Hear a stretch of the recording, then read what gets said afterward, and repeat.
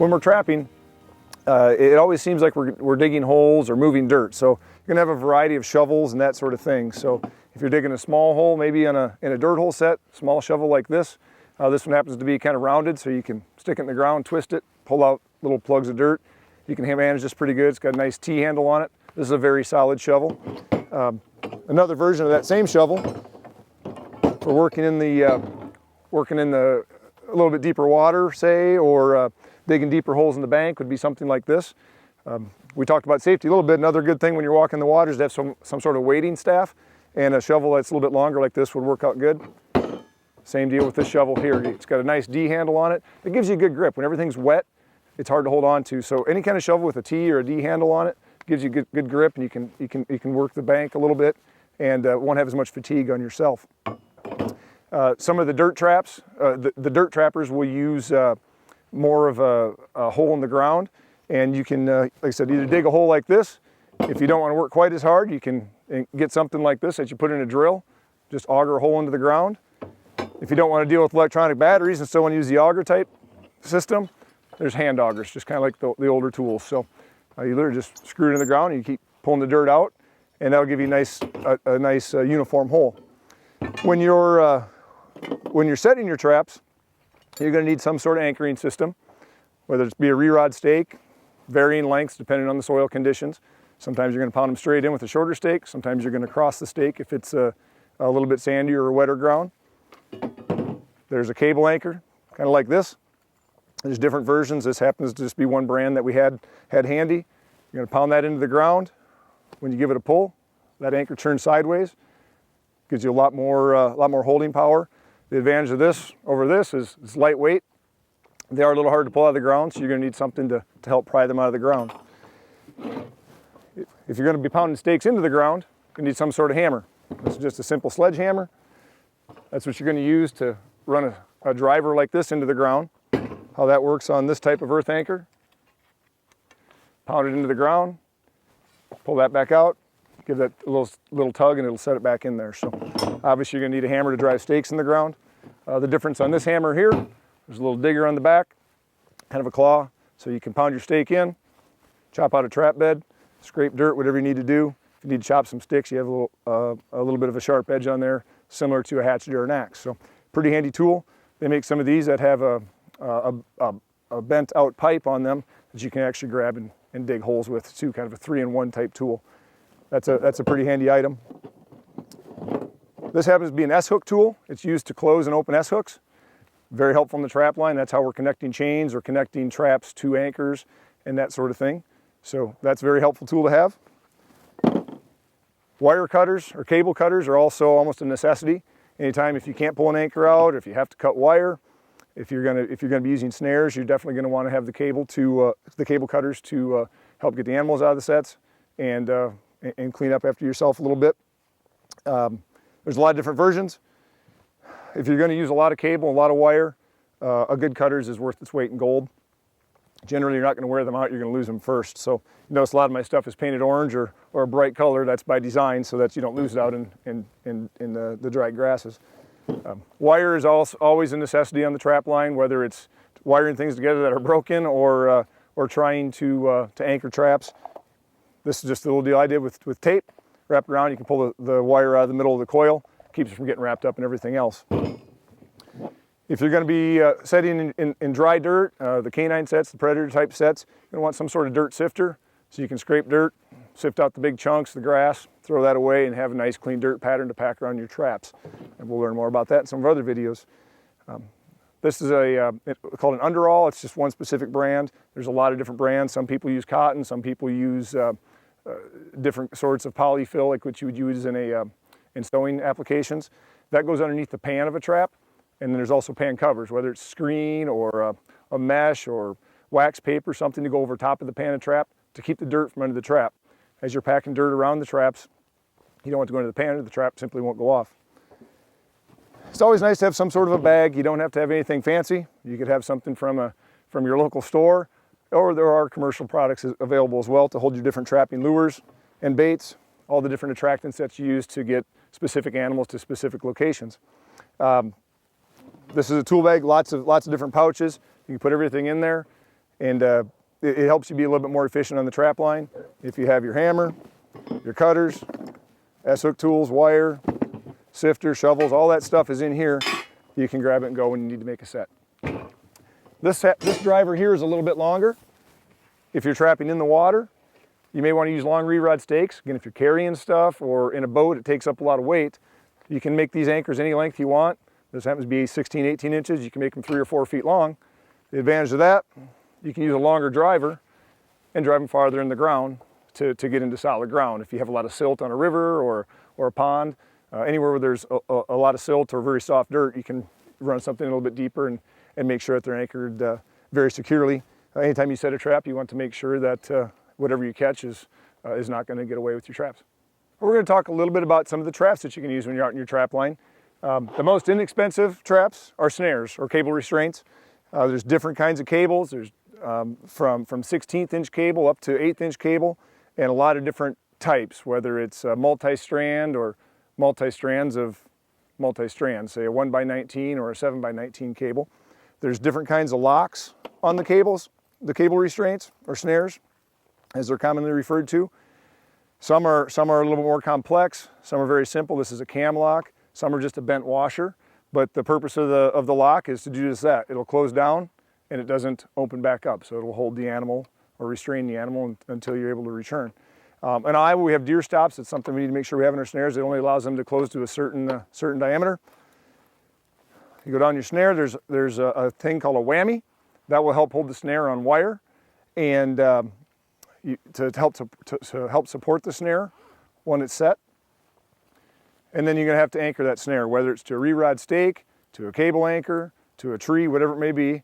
And snares with swivels. Swivels are always great with trapping equipment because they add strength and allow things to move without getting twisted up. So very simple snares. It's small, inexpensive. They're less than $20 a dozen. Sometimes as cheap as $10 or $12. That'd be good for a coon-sized animal. If you go to a coyote-sized animal, it's taller. You're going to need a longer snare to get it higher off the ground. So that's just one option on a snare. Different locks and different lengths of snares is the variable there, and that's a personal preference. But a lot of different options that you can go with. They're very effective. They're inexpensive, but they're a one-time use. Most of the time, you can't reuse the cable after it's caught something, but what you can do is cut the parts off and rebuild your own snares to save a little bit more money and be a little bit more efficient.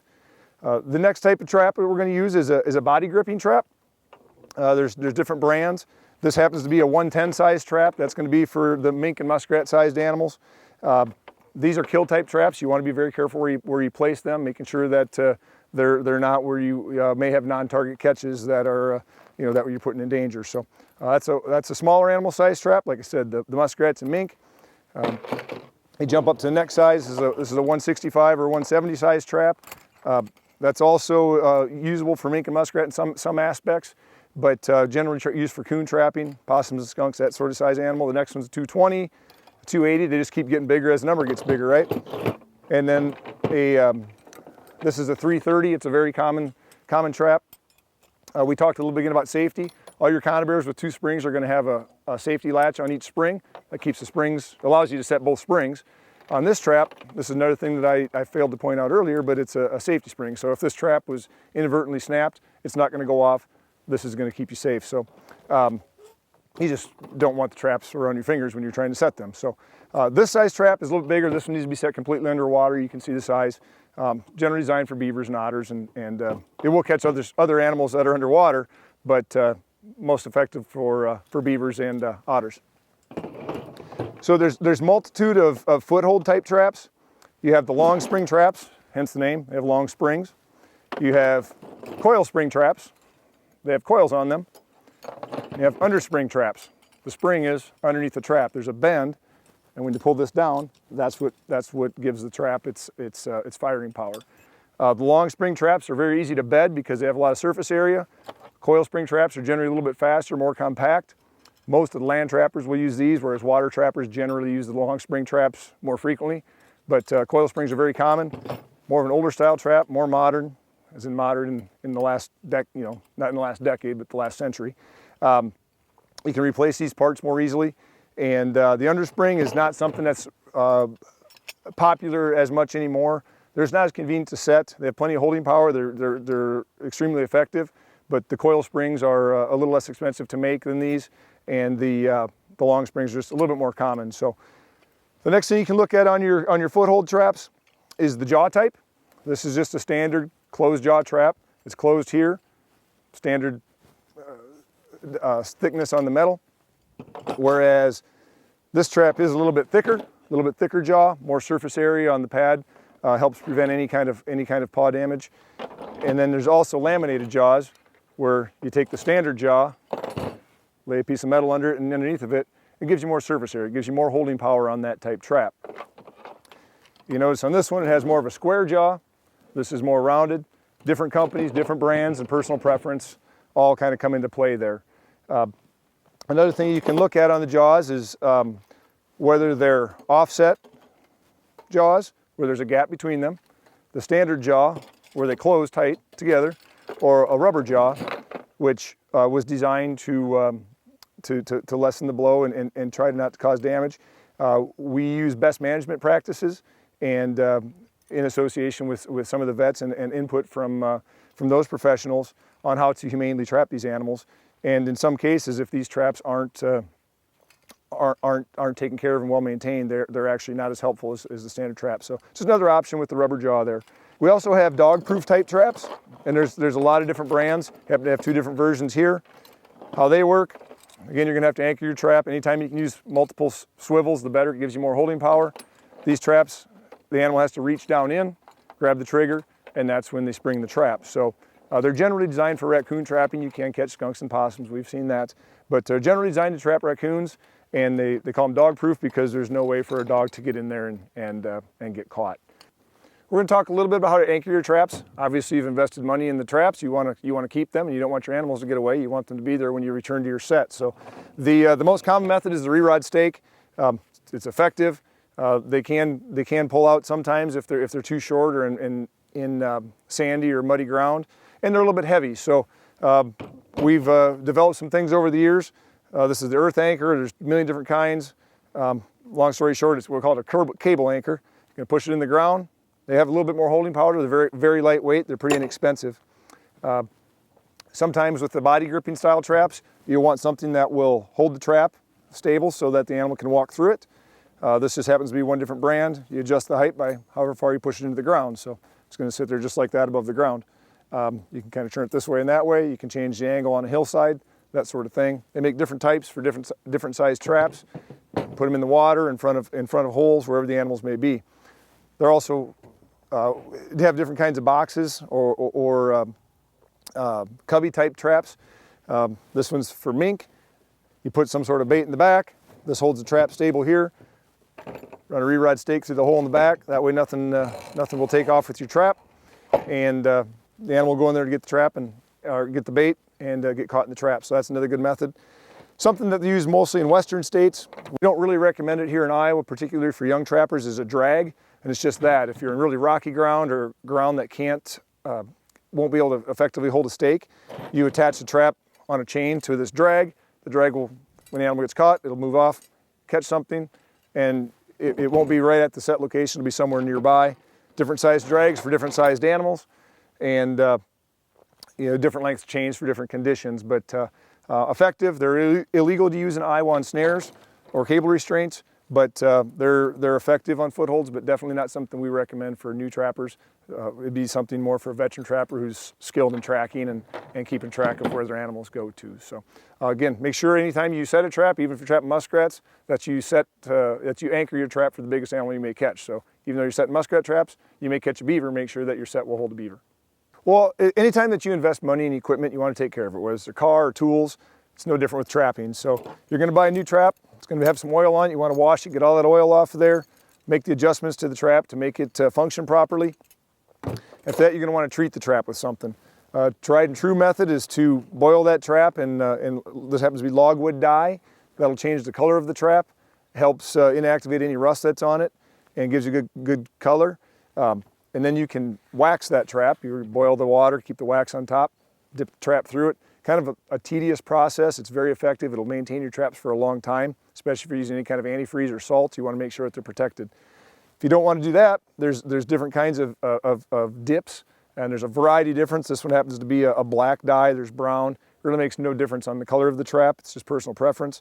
You're gonna mix them with gas or a lantern fuel or white gas.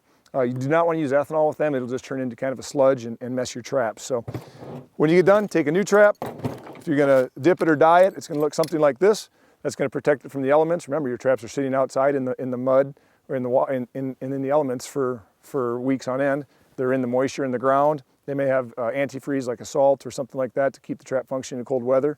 And if you don't take care of it, it's going to rust and look something like this, where your investment is going to be worthless. You're going to have to make repairs, and it's not going to function effectively and help you mainly trap animals.